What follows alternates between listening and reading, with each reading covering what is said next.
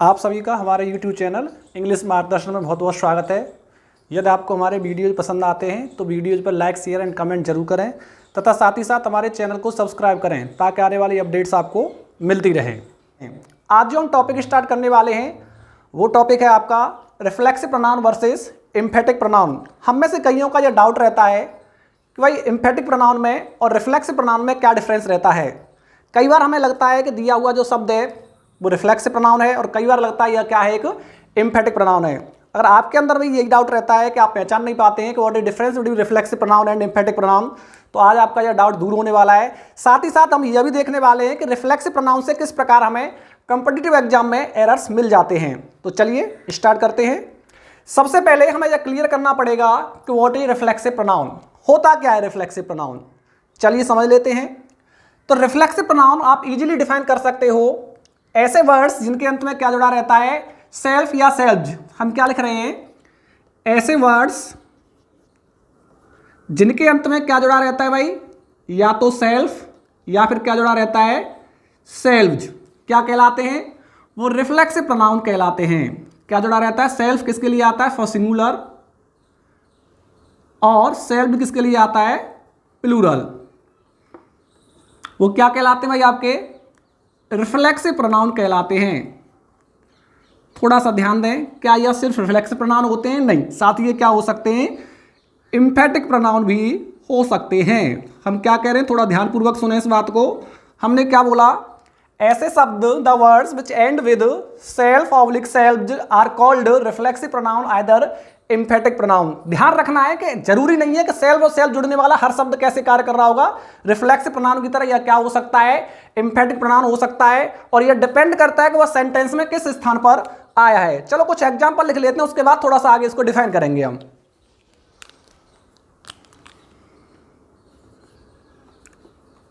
I my self,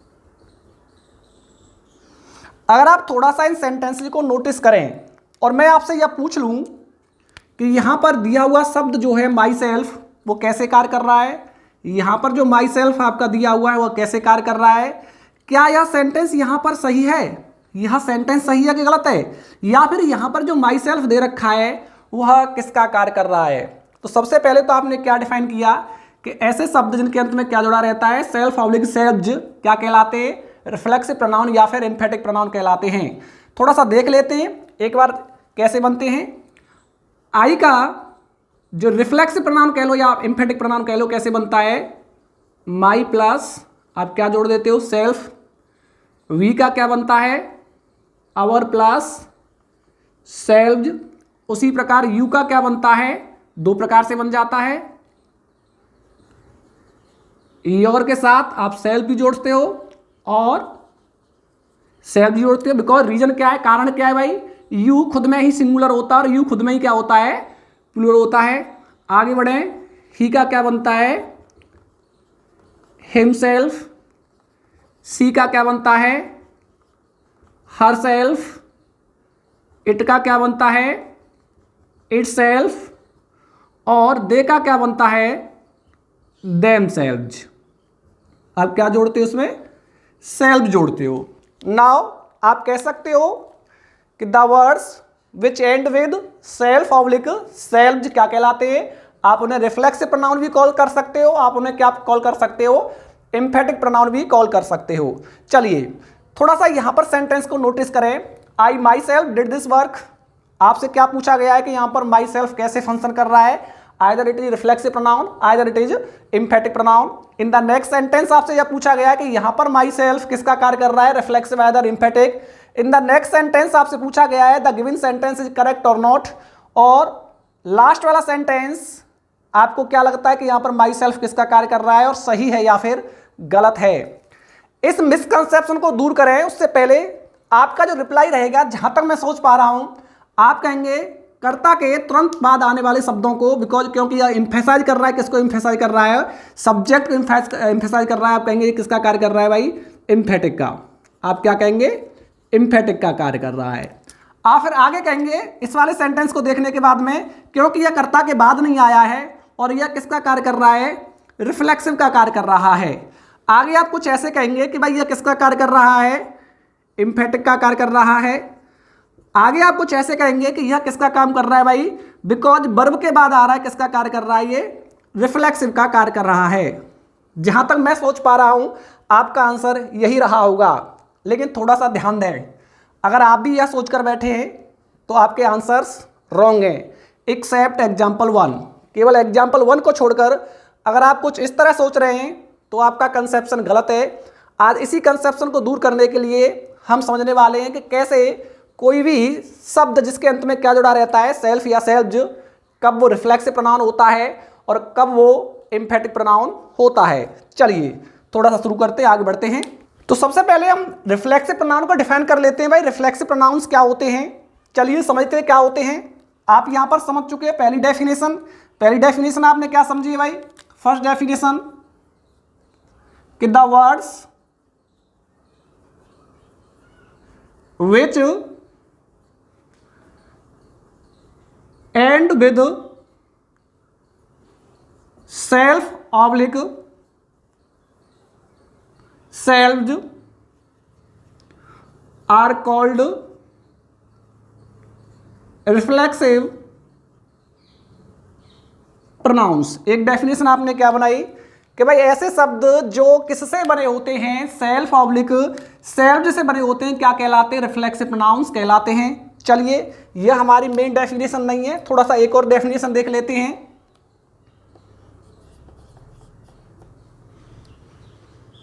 थोड़ा ध्यान दें, these are called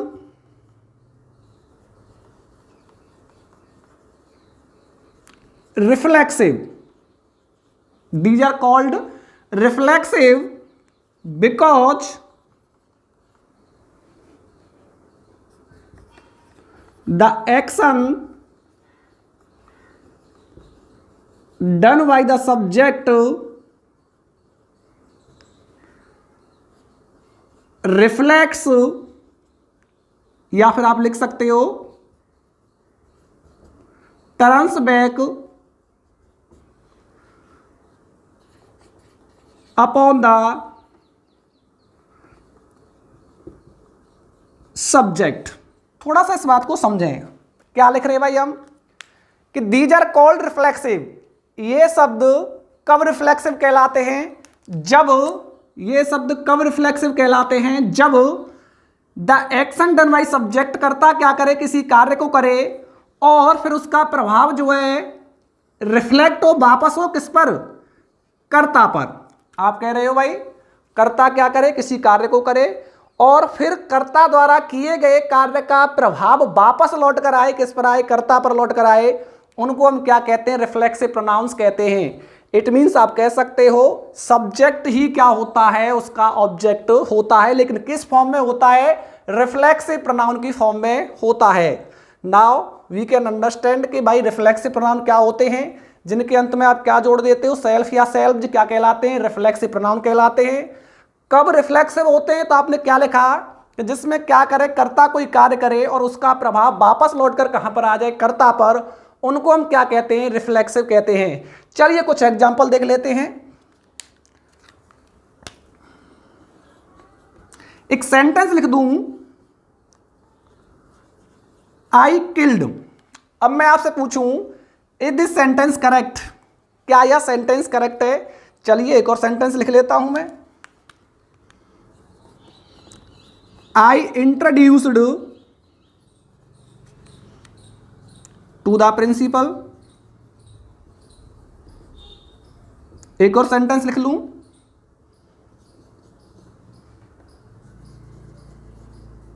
he hurt yesterday. एक और सेंटेंस लिख लूं,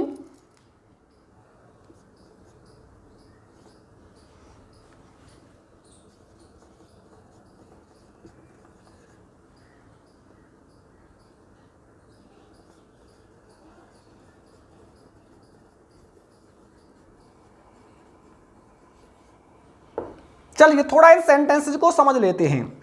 आपने पहला सेंटेंस लिखा आई किल्ड और हमने आपसे पूछा क्या यह सेंटेंस सही है, तो आप कहोगे आई किल्ड, मैंने मार दिया, किसको मार दिया।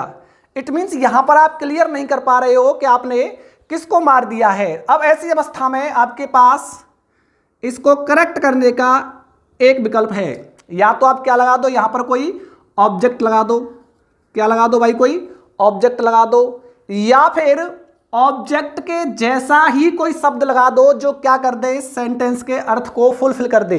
हम क्या कह रहे हैं, दोबारा समझिए। हमने कहा कि सेंटेंस को करेक्ट करने के दो रास्ते हैं।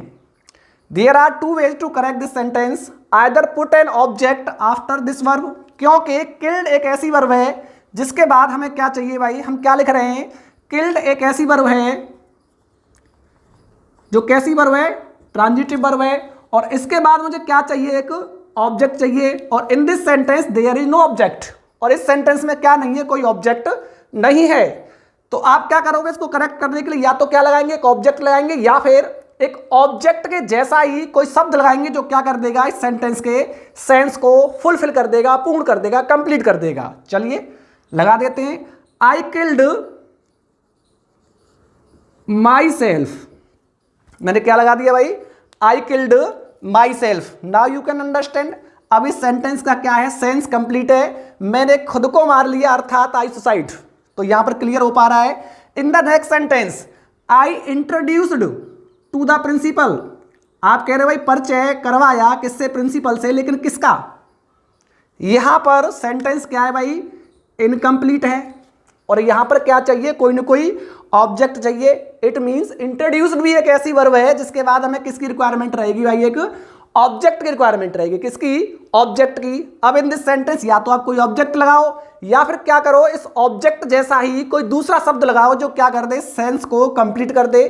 तो आप क्या लगाते हो, आई इंट्रोड्यूस्ड क्या, माई सेल्फ, आप क्या लगा दोगे भाई, आई इंट्रोड्यूस्ड माई सेल्फ। चलिए अगला सेंटेंस देख लेते हैं।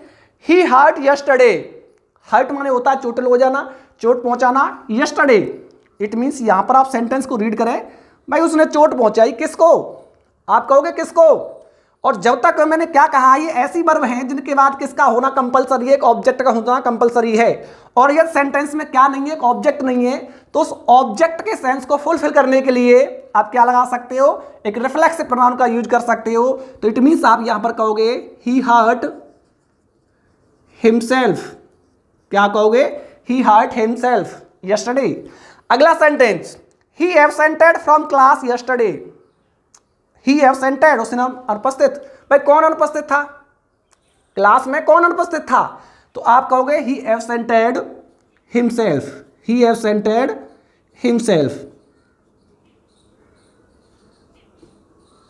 तो now the concept is clear कि रिफ्लेक्सिव प्रोनाउन होते क्या है। हमने क्या बोला कि ऐसे ऐसे शब्द जिनका प्रभाव वापस लौटकर कहां पर आ जाता है, कर्ता पर आ जाता है, उन्हें हम क्या कहते हैं, रिफ्लेक्सिव प्रोनाउन कहते हैं। आई किल्ड, मैंने मार दिया, किसको मार दिया, खुद को मार दिया, तो इट मींस आई सुसाइड। आप किस पर एक्शन शो करा रहे हो भाई, आप किस पर एक्शन शो करा रहे हो, किल्ड पर। और फिर माई सेल्फ का एक्शन लौटकर कहां पर आ रहा है, आई पर। तो ऐसा कभी भी आपको दिखता है तो वहां पर दिया हुआ शब्द जिसमें क्या जुड़ा रहता है, सेल्फ या सेल्फ्ज, किसका कार्य कर रहा होता है, रिफ्लेक्सिव प्रोनाउन का कार्य कर रहा होता है। इट मींस आप यहां से एक नोट समझ सकते हैं, क्या समझ सकते हो, reflexive pronoun are always used as the object of the verb to fulfill the sense of a sentence। अब रीजन क्लियर हो पा रहा होगा भाई, रिफ्लेक्सिव प्रोनाउन क्या होते हैं, इजीली अब आप यहां पर डिफाइन कर पा रहे होंगे क्या होते हैं रिफ्लेक्सिव प्रोनाउन, जो क्या कहां यूज किए जाते हैं, as the object of the verb. ध्यान दे लेना मैंने क्या लिखा है यहां पर, as the object of the verb, क्या करने के लिए, to fulfil the sense of a sentence. जब आपने क्या छोड़ दिया था, I kill dot dot dot, तो हमने क्या बोला था कि या तो यहां पर क्या रखो भाई, एक ऑब्जेक्ट रखो, या फिर एक ऑब्जेक्ट के जैसा दिखने वाला क्या रखो, कोई ऐसा शब्द रखो जो क्या कर दे, इस सेंस को कंप्लीट कर दे। तो it means now it is clear कि रिफ्लेक्सिव प्रोनाउन क्या होते हैं, आपने डिफाइन कर लिया है कि रिफ्लेक्सिव प्रोनाउन, सबसे पहले तो आप ये समझिए कि जिनके अंत में क्या जुड़ा रहता है, सेल्फ या सेल्फ क्या कहलाते हैं, रिफ्लेक्सिव प्रोनाउन। दूसरी बात ये समझनी है कि भाई ये कैसी वर्ब्स के बाद यूज किए जाते हैं, जिनके बाद हमें कंपलसरी होता है क्या रखना, एक ऑब्जेक्ट रखना, और यदि ऑब्जेक्ट नहीं है तो ये किसके स्थान पर प्रयुक्त होते हैं, ऑब्जेक्ट के स्थान पर क्या करते हैं, आकर उस सेंटेंस के सेंस को फुलफिल करते हैं। चलिए अब थोड़ा सा आगे बढ़ते हैं। चलिए अब थोड़ा सा एम्फेटिक प्रोनाउन टॉपिक को क्लियर कर लेते हैं। एक सेंटेंस लिख लेते हैं भाई, काम क्या होता है एम्फेटिक प्रोनाउन का। I my self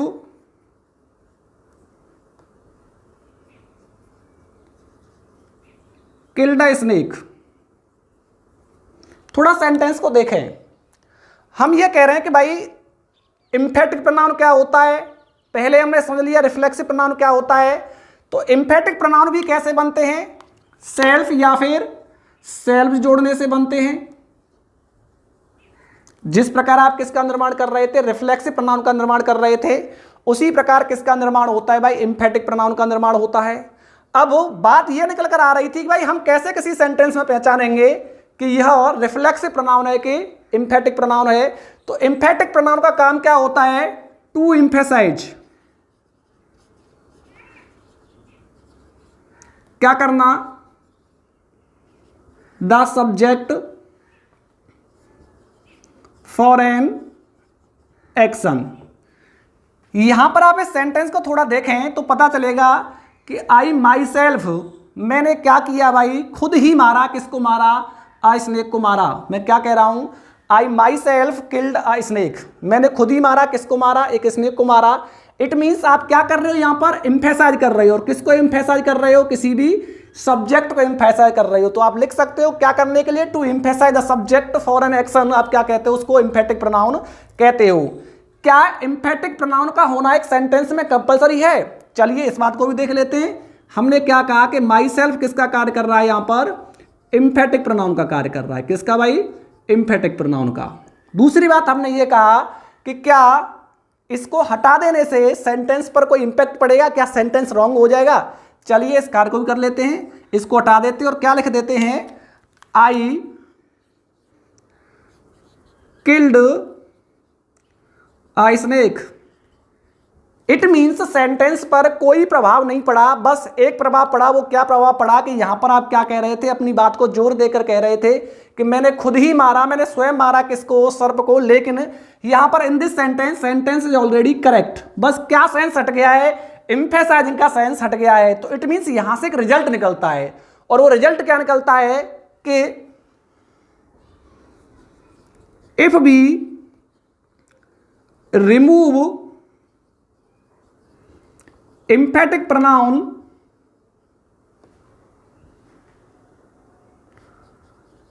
there is no impact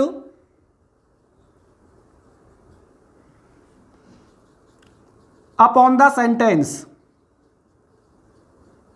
यानी क्या कर देने से, यदि हम क्या कर दें भाई, emphatic pronoun को रिमूव कर दें तो क्या नहीं होता है, there is no impact upon the sentence, sentence पर कोई प्रभाव नहीं पड़ता है। बस जो प्रभाव पड़ता है वो क्या पड़ता है, एक एम्फेसाइजिंग का प्रभाव पड़ता है। आपने यहां से किसको हटा दिया है, माई सेल्फ को हटा दिया है, सेंटेंस अब भी करेक्ट है, सेंटेंस में कोई एरर नहीं है। लेकिन अब थोड़ा सा वापस आप पहले आ जाएं, आई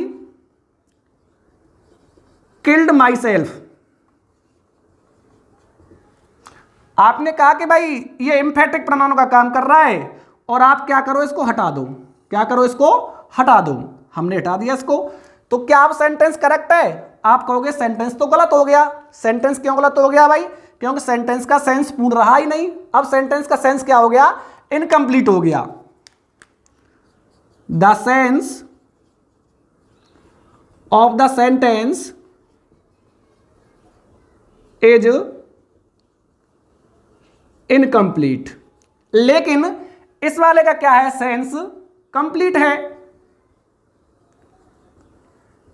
तो यहां से आप दो चीजें सीख पा रहे हो, एक तो आप रिफ्लेक्सिव प्रोनाउन को क्लियर कर पा रहे हो कि रिफ्लेक्सिव प्रोनाउन रिमूव कर देने से सेंटेंस क्या हो जाता है, गलत हो जाता है।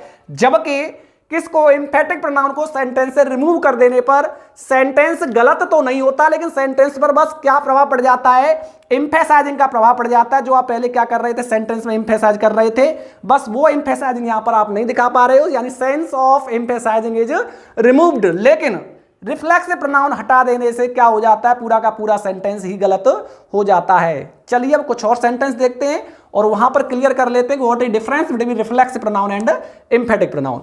चलिए थोड़ा देख लेते हैं कि what is difference between emphatic pronoun and reflexive pronoun. आपको कुछ सेंटेंस दे रखे हैं और जहां जहां आपको लगता है कि भाई ये रिफ्लेक्सिव है या एम्फेटिक है, वहां पर उन्हें क्या किया हुआ है, ब्रैकेट में बंद किया हुआ है। दूसरी बात, यहां पर हम 2 टाइप्स ऑफ एरर सीखने वाले हैं। फर्स्ट ऑफ ऑल हम क्या पिक करेंगे कि यहां पर दिया हुआ शब्द जो है वो एम्फेटिक प्रोनाउन है या फिर रिफ्लेक्सिव प्रोनाउन है। दूसरी चीज हम ये देखेंगे कि गिवन सेंटेंस सही है कि गलत है, अगर किसी करेक्शन की रिक्वायरमेंट है तो उसमें क्या करेक्शन हमें करना चाहिए। चलिए first sentence, I myself killed a snake. थोड़ा पहला वाला कंसेप्शन ले लेते हैं हम। स्टार्टिंग में हमने कुछ सेंटेंस लिखे थे, इन्हीं में से आपने क्या कहा था भाई, ये क्योंकि सब्जेक्ट के तुरंत बाद आ रहा है और आप कह रहे थे यह क्या है, आपका एक एम्फेटिक प्रोनाउन है। क्या है, एक एम्फेटिक प्रोनाउन है। और आप पहले वाले सेंटेंसेज में कुछ इस प्रकार कह रहे थे कि I killed the snake my self, ये क्या है, एक रिफ्लेक्सिव प्रोनाउन है। क्या है, एक रिफ्लेक्सिव प्रोनाउन है। आप कैसे जज कर रहे थे इनको, आप कैसे जज कर रहे थे, अकॉर्डिंग टू देयर यूज। आप कह रहे थे कि सब्जेक्ट के तुरंत बाद आ जाता है तो क्या होता है, एम्फेटिक प्रोनाउन, और यदि वो वर्ब के बाद या फिर हमें इन द एंड ऑफ सेंटेंस मिलता है तो क्या होता है, वो रिफ्लेक्सिव प्रोनाउन होता है। चलिए इस बात को जज कर लेते हैं। I myself killed the snake, क्या इस सेंटेंस में ऑब्जेक्ट दे रखा है? आप कहोगे ऑफ कोर्स दे रखा है। आई स्नेक, आई स्नेक क्या है भाई, आपका ऑब्जेक्ट है। और मैंने क्या कहा था कि जिस सेंटेंस में क्या दे रखा हो, ऑब्जेक्ट दे रखा हो, वहां पर रिफ्लेक्सिव प्रोनाउन का यूज नहीं होता। यानी रिफ्लेक्सिव प्रोनाउन का तो यूज किसके स्थान पर होता है, ऑब्जेक्ट के स्थान पर होता है। और इस सेंटेंस में ऑलरेडी क्या दे रखा है, ऑब्जेक्ट दे रखा है। आप अगर इस माई सेल्फ को हटा दें तब भी सेंटेंस पर कोई प्रभाव नहीं पड़ता है। तो इसका मतलब जो आप शब्द यूज कर रहे हैं वह रिफ्लेक्सिव प्रोनाउन नहीं है, वह क्या है, एक एम्फेटिक प्रोनाउन है। क्लियर हो गया आपका भाई, एम्फेटिक प्रोनाउन है। चलिए नेक्स्ट सेंटेंस देख लेते हैं। अब आपने क्या रीजन दिया कि यह इन the end of sentence use हो रहा है, कर्ता के तुरंत बाद नहीं हो रहा है, यह क्या है, एक रिफ्लेक्सिव प्रोनाउन है। चलिए इस बात को देख लेते हैं थोड़ा। मैंने क्या किया, इसको साइलेंट किया और आपसे कहा कि थोड़ा इस सेंटेंस को देखें, क्या इस सेंटेंस पर कोई प्रभाव पड़ रहा है। आप कह रहे हो कि माई सेल्फ को रिमूव कर देने से सेंटेंस पर कोई प्रभाव नहीं पड़ रहा है। यानी जब आप इस सेंटेंस को कुछ ऐसे लिखते हो, I killed a snake, sentence अब भी सही है क्योंकि आप इसको क्या लिखना चाह रहे हैं, रिफ्लेक्सिव प्रोनाउन।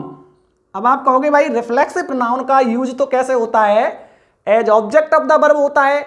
और यहां तो ऑब्जेक्ट जो वर्ब है आपकी, उसका ऑब्जेक्ट क्या दे रखा है, स्नेक दे रखा है। इट मीन्स यहां पर यह किसका कार्य नहीं कर सकता भाई, रिफ्लेक्सिव प्रोनाउन का कार्य नहीं कर सकता। इट मीन्स यह कार्य कर रहा होगा किसका, एम्फेटिक प्रोनाउन का। किसका भाई, एम्फेटिक प्रोनाउन का। अब थोड़ा सा आपके माइंड में कंफ्यूजन आएगा, आप इस रेफरेंस के लिए रैन एंड मार्टिन बुक का सहारा ले सकते हो, जहां पर ये चीजें, ये एग्जाम्पल आपको इजीली मिल जाएगा। दूसरी बात, इस बात का ध्यान रखना है कि जनरली एम्फेटिक प्रोनाउन जब आपको मिलता है वो आफ्टर सब्जेक्ट मिलता है मैक्सिमम, लेकिन इन द रेयर चांस यह संभावना है कि आपको कभी कभी एम्फेटिक प्रोनाउन कहाँ मिल जाता है, in the end of sentence मिल जाता है। तो आप ऐसा नहीं सोचेंगे कि यह अंत में आया है तो रिफ्लेक्सिव प्रोनाउन होगा। एम्फेटिक प्रोनाउन भी कभी कभी रेयरली कहाँ पर मिल सकता है आपको, in the end of sentence मिल सकता है। चलिए अब थोड़ा सा आगे बढ़ते हैं। I myself introduced to the principal, आपने कहा कि भाई ये तो एम्फेटिक प्रोनाउन है। क्या है, एम्फेटिक प्रोनाउन है, किसके बाद आया है, सब्जेक्ट के तुरंत बाद आया है। लेकिन थोड़ा सा ध्यान देना बेटा, यह सेंटेंस ही ऑलरेडी गलत है। यह सेंटेंस क्या है, गलत है। रीजन क्या है, क्यों है गलत भाई, आप कह रहे हो आई इंट्रोड्यूस्ड। अब यहां पर हमें आवश्यकता है किसकी, एक ऑब्जेक्ट की। किसकी आवश्यकता है भाई, एक ऑब्जेक्ट की। और जब तक आप ऑब्जेक्ट नहीं लगाओगे यह सेंटेंस क्या रहेगा, गलत रहेगा। तो इट मीन्स यहां पर माई सेल्फ जो यहां पर आपने लगा रखा है एज एम्फेटिक प्रोनाउन, यह गलत है। आपको यह कहां पर यूज करना पड़ेगा, यहां पर। और क्या लिखना पड़ेगा, आई, यहां से हटाइए इसको, I introduced myself to the principal. और अब यह सेंटेंस क्या हो जाएगा, सही हो जाएगा। क्यों यूज कर रहे हो, रीजन द्वारा क्लियर कर लेते हैं। इंट्रोड्यूस एक ऐसी वर्ब है जिसके बाद आवश्यकता किसके, एक ऑब्जेक्ट की। अगर आप ऑब्जेक्ट नहीं लगाओगे तो सेंटेंस क्या है, गलत है। आपने माई सेल्फ को यहां से रिमूव किया और कहां लगा दिया, यहां पर लगा दिया। अब आपसे कोई पूछे कि माई सेल्फ किसका कार्य कर रहा है, तो आप क्या बताओगे, रिफ्लेक्सिव प्रोनाउन का। किसका भाई, रिफ्लेक्सिव प्रोनाउन का। क्यों कर रहा है, रीजन क्लियर है कि जब भी रिफ्लेक्सिव प्रोनाउन आता है तो यह कैसे होता है, as object of the verb. और एम्फेटिक प्रोनाउन क्या होता है, just after the subject, just after the subject. लेकिन यह कभी कभी कहां मिल सकता है, एंड में भी मिल सकता है, हम समझ चुके हैं। आगे आ जाओ भाई। I introduced myself Mohan to the principal. आपने कहा कि भाई इंट्रोड्यूस के बाद हमने क्या लगाया था, रिफ्लेक्सिव प्रोनाउन लगाया था। किसके लिए लगाया था, ऑब्जेक्ट का सेंस फुलफिल करने के लिए। किसका, ऑब्जेक्ट का सेंस फुलफिल करने के लिए। लेकिन इस वाले सेंटेंस में तो ऑब्जेक्ट ऑलरेडी दे रखा है, इस वाले सेंटेंस में तो ऑब्जेक्ट ऑलरेडी दे रखा है। और यदि ऑब्जेक्ट ऑलरेडी दे रखा है तो यहां पर किसका यूज, आप जो रिफ्लेक्सिव प्रोनाउन का यूज कर रहे हो, किसका, रिफ्लेक्सिव प्रोनाउन का, वो क्या है, गलत है। क्यों गलत है, रीजन द्वारा समझ लेते हैं। आपने कहा रिफ्लेक्सिव प्रोनाउन कैसे यूज होता है भाई, as object of the verb होता है। लेकिन यहां पर इंट्रोड्यूस का ऑलरेडी ऑब्जेक्ट मोहन है। अब जब ऑब्जेक्ट दे ही रखा है तो रिफ्लेक्सिव प्रोनाउन नहीं लगाते। क्यों नहीं लगाते भाई, क्योंकि रिफ्लेक्सिव प्रोनाउन का कहां यूज होता है, ऑब्जेक्ट के स्थान पर क्या करने के लिए, सेंस को फुलफिल करने के लिए। हाँ, आप चाहें तो इस माई सेल्फ को कहां पर लगा सकते हो, इस स्थान पर लगा सकते हो, आप चाहें तो। चलिए, लेकिन वो वहां पर फिर रिफ्लेक्सिव प्रोनाउन नहीं रहेगा, क्या बन जाएगा, एम्फेटिक प्रोनाउन बन जाएगा। अगला sentence, he absented himself from the class yesterday. Sentence सही है, करेक्ट है। आपको यहां पर रिकॉग्नाइज करना है कि हिमसेल्फ का यूज आप कैसे कर रहे हो, एम्फेटिक प्रोनाउन की तरह कर रहे हो कि रिफ्लेक्सिव प्रोनाउन की तरह कर रहे हो। तो आप क्या कहोगे, यहां पर हिमसेल्फ का यूज जो हमने किया है वो कैसे किया है, बताइए भाई, रिफ्लेक्सिव प्रोनाउन की तरह। क्यों किया है भाई, क्योंकि यहां पर ये यूज हो रहा है किसका, वर्ब के ऑब्जेक्ट के रूप में। चलिए आगे बढ़ते हैं। I enjoyed my self in the party. आपने एंजॉय के बाद किसका यूज किया है, माई सेल्फ का यूज किया है, रिफ्लेक्सिव प्रोनाउन की तरह के एम्फेटिक प्रोनाउन। आपने कहा यह वर्ब के तुरंत बाद आया है, इट मीन्स यह क्या है, एक रिफ्लेक्सिव प्रोनाउन है। चलिए वेरी गुड, यह भी सेंटेंस करेक्ट है। लेकिन थोड़ा अगला सेंटेंस देखें, I enjoyed my self the party. In the sentence, जब आप इन द पार्टी का यूज कर रहे थे तो यह डिनोट कर रहा था किसको, प्लेस को, और काम कर रहा था किसका, एक एडवर्ब का। लेकिन नीचे थोड़ा ध्यान दें, ये इंजर्ड आपकी क्या है, एक वर्ब है, और यह यहां पर काम कर रहा है किसका, ऑब्जेक्ट का, इट मीन्स नाउन का। तो मैंने क्या बोला था कि जब किसी वर्ब का ऑब्जेक्ट ऑलरेडी दे रखा होता है तो उसमें क्या आवश्यकता नहीं होती है लगाने की, रिफ्लेक्सिव प्रोनाउन की आवश्यकता नहीं होती है। इट मीन्स आप यहां से इसको अब हटा दोगे। क्यों हटा दोगे, रीजन आपका क्लियर है भाई, क्योंकि जब ऑलरेडी वर्ब का क्या दे रखा है, ऑब्जेक्ट दे ही रखा है, तो एक और ऑब्जेक्ट लगाने की आवश्यकता नहीं है। आप किसको रिमूव कर दोगे, माई सेल्फ को रिमूव कर दोगे। Now you can find out what is difference between emphatic pronoun and reflexive pronoun. I think आपको बहुत अच्छे से समझ में आ गया होगा कि एम्फेटिक प्रोनाउन और रिफ्लेक्सिव प्रोनाउन में क्या अंतर होता है। बस एक कॉन्सेप्ट को फॉलो कर लीजिए, और वो कॉन्सेप्ट क्या है कि जब ये वर्ब का ऑब्जेक्ट बनकर आए हो, क्या बनकर आए हो भाई, वर्ब का ऑब्जेक्ट बनकर आए हो, कौन से शब्द जिनके अंत में क्या जुड़ा रहता है, सेल्फ या सेल्फ, वो कार्य कर रहे होते हैं किसका, रिफ्लेक्सिव प्रोनाउन का। और जब उनका यूज कहां पर हो रहा हो, जस्ट आफ्टर सब्जेक्ट हो रहा हो, तो वो कार्य करते हैं किसका, एम्फेटिक प्रोनाउन का। रेयरली, कभी कभी संभावना है कि एम्फेटिक प्रोनाउन का यूज आपको कहां मिल सकता है, at the end of sentence भी मिल सकता है, लेकिन रेयरली मिलता है। लेकिन यहां पर आप इसको रिफ्लेक्सिव प्रोनाउन मानने की भूल न करें। चलिए कुछ एक एरर्स और देख लेते हैं जो रिफ्लेक्सिव प्रोनाउन पर आधारित होते हैं। कुछ एरर देख लेते हैं, रिफ्लेक्सिव प्रोनाउन पर बेस्ड होते हैं। सबसे पहला एरर बेटा, in competitive exam you will find that कि रिफ्लेक्सिव प्रोनाउन का यूज कभी भी सब्जेक्ट के तौर पर नहीं होता है। हम क्या कह रहे हैं, रिफ्लेक्सिव प्रोनाउन का प्रयोग कभी भी सब्जेक्ट के तौर पर नहीं होता है। इट मीन्स आप लिख दें, myself can do this work. आपने क्या बोला, myself can do this work. आपने क्या लिख दिया, myself is Raman Chaudhary. It means आप किसका यूज नहीं कर सकते, माई सेल्फ यानी रिफ्लेक्सिव प्रोनाउन का यूज नहीं कर सकते। कैसे, as the subject of the verb, यानी कहने का मतलब आपको यहां पर क्या यूज करना पड़ेगा, आई। यहां पर क्या लगाओगे, आई, और उस आई के अकॉर्डिंग यहां पर क्या हो जाएगा फिर, एम। तो पहला एरर कहां से डिडक्ट होता है कि आप कभी भी किसका यूज नहीं करोगे, रिफ्लेक्सिव प्रोनाउन का यूज नहीं करोगे, किसके स्थान पर, सब्जेक्ट के स्थान पर। दूसरा एरर बेटा यहां से क्रिएट होता है, the following verbs do not accept reflexive pronoun. हम क्या लिख रहे हैं, the following verbs do not accept reflexive pronouns. चलिए एग्जाम्पल लिख लेते हैं, इसका समझ लेते हैं।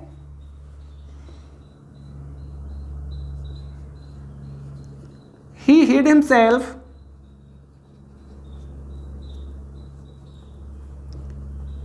in the room। आपने क्या लिखा, he hid himself in the room। तो क्या है यहां पर किसका यूज, himself का यूज क्या है, गलत है। क्यों गलत है भाई, क्योंकि इसका जो एक्शन होता है वो खुद तक सीमित होता है, इसमें हमें रिफ्लेक्सिव प्रोनाउन लगाने की आवश्यकता नहीं होती है। एक और एग्जांपल लिख लें हम, I kept my self away from the function. आप किसका यूज नहीं करोगे यहां पर, माई सेल्फ का यूज नहीं करोगे। क्यों नहीं करोगे भाई, रीजन क्या है, कारण क्या है। आप कहोगे क्योंकि इसका जो एक्शन होता है खुद तक सीमित होता है, यानी यहां पर एक्शन क्या नहीं होता, रिफ्लेक्ट नहीं होता। और जब एक्शन रिफ्लेक्ट नहीं हो रहा है तो हमें किसकी आवश्यकता नहीं होती है, रिफ्लेक्सिव प्रोनाउन ऐड करने की आवश्यकता नहीं होती है। थर्ड रूल इसी पर बेस्ड आता है, और थर्ड रूल क्या है आपका, यानी कहने का मतलब reflexive pronoun is used after the following verbs. यानी निम्नलिखित क्रियाओं के बाद आप किसका यूज करते हो, रिफ्लेक्सिव प्रोनाउन का यूज करते हो। भाई क्यों करते हो, कारण क्या है, समझ लेते हैं। इसका एक एग्जांपल लिख लेते हैं। जब आप एग्जांपल लिखते हो, आप कहना चाहते हो आई अवेल्ड ऑफ, मैंने क्या उठाया, फायदा उठाया। किसका फायदा उठाया, अवसर का फायदा उठाया। इट मीन्स कहने का यहां पर अवेल के बाद आपको क्या नजर आ रहा है, प्रेपोजिशन नजर आ रहा है। इट मीन्स दी हुई वर्ब का क्या नहीं है, ऑब्जेक्ट नहीं है। और यदि आपको जब दी हुई वर्ब का क्या नहीं मिलता है, ऑब्जेक्ट नहीं मिलता है, तो उस जगह आप किसका यूज करते हो, रिफ्लेक्सिव प्रोनाउन का यूज करते हो। आपको लिखना पड़ेगा I availed myself of the opportunity. I think अब आपका यहां से क्लियर हो पा रहा होगा। एक सेंटेंस और ले लेता हूं मैं स्पेसिफिक, इसी को डेडिकेटेड, कि कब रिफ्लेक्सिव प्रोनाउन का प्रयोग इन क्रियाओं के बाद किया जाता है और कब रिफ्लेक्सिव प्रोनाउन का प्रयोग इन क्रियाओं के बाद आपको नहीं करना है। चलिए नंबर थर्ड हमने क्या लिखा था, द फॉलोइंग वर्ब्स, जिनके बाद क्या किया जाता है भाई, रिफ्लेक्सिव प्रोनाउन का यूज किया जाता है। कब किया जाता है इस बात को थोड़ा समझ लेते।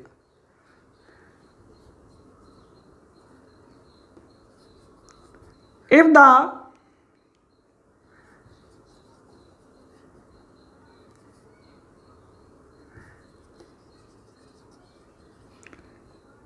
above verbs are used intransitively। जब आप क्या करते हो भाई, उपर्युक्त क्रियाओं का प्रयोग करते हो, कैसे करते हो, इंट्रांजिटिवली करते हो। Reflexive pronoun is placed after them. कहने का मतलब एक सेंटेंस लिख लेते हैं, I enjoyed in the party last night. और आप क्या कह रहे थे, यह सेंटेंस गलत है। क्यों गलत है भाई? आपने क्या जवाब दिया था कि यहाँ पर एंजॉय का प्रयोग कैसे हुआ है, इंट्रांजिटिव वर्ब की तरह हुआ है। इट मीन्स इसका कोई भी ऑब्जेक्ट नहीं है। बहुत से बच्चे भूल करते हैं, इसको क्या बता देते हैं, ऑब्जेक्ट बता देते हैं। नहीं, यह ऑब्जेक्ट नहीं है। यहाँ तो यह काम कर रहा है किसका, एडवर्ब ऑफ प्लेस का काम कर रहा है। उसने एंजॉय किया, कहाँ एंजॉय किया और कहाँ का उत्तर देने वाला क्या होता है, अपने आप में एक एडवर्ब होता है। इसलिए इस सेंटेंस में आपको क्या लगाने की आवश्यकता है, I enjoyed my self in the party last night. Clear है भाई आपको? यानी जब इन क्रियाओं का प्रयोग आप कैसे कर रहे हो, इंट्रांजिटिव वर्ब की तरह कर रहे हो। कैसे कर रहे हो भाई? इंट्रांजिटिव वर्ब की तरह। तो रिफ्लेक्सिव प्रोनाउन आपको उनके बाद लगाना पड़ेगा। यदि आपने रिफ्लेक्सिव प्रोनाउन नहीं लगाया तो इट मीन्स वो क्या रहेगा, गलत रहेगा। आपने क्या कहा था, reflexive pronoun is placed after them. चलिए अब भाई कब नहीं लगाना, इस बात को भी समझ लेते हैं। यदि इन क्रियाओं का प्रयोग कैसे हो, ट्रांजिटिवली हो। मैं क्या लिख रहा हूं, यदि इन क्रियाओं का प्रयोग कैसे हो जाए, ट्रांजिटिवली हो जाए। कैसे हो जाए भाई, ट्रांजिटिवली। और ट्रांजिटिवली कहने का मतलब क्या होता है, उनके साथ क्या दे रखा हो, ऑब्जेक्ट दे रखा हो। तो फिर no reflexive pronoun is placed after them. फिर क्या नहीं लगता है भाई, उनके बाद किसी भी रिफ्लेक्सिव प्रोनाउन का यूज आप नहीं करते हो, कोई रिफ्लेक्सिव प्रोनाउन नहीं लगता। इसी सेंटेंस को लिख लेता हूं मैं, आई एंजॉयड द पार्टी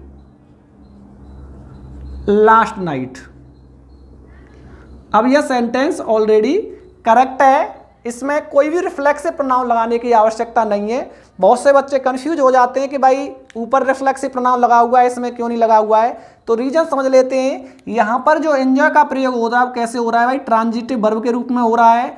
और द पार्टी क्या है, इसका एक ऑब्जेक्ट है। हम पहले ही समझ चुके हैं कि जिन वर्ब के बाद क्या है, ऑब्जेक्ट आ जाता है, वहां पर हमें आवश्यकता नहीं होती है किसकी, रिफ्लेक्सिव प्रोनाउन की। यानी वो सेंटेंस ऑलरेडी क्या होते हैं, करेक्ट होते हैं। अगर आप उसमें यूज कर भी रहे हो तो वो बस कैसे बन जाते हैं, एम्फेटिक प्रोनाउन की भांति यूज हो पाते हैं। चलिए आई थिंक अब आपका टॉपिक क्लियर हो गया है। यदि आपका कोई भी डाउट रह जाता है इससे संबंधित तो आप हमें कमेंट सेक्शन में पोस्ट कर सकते हैं। बहुत बहुत धन्यवाद।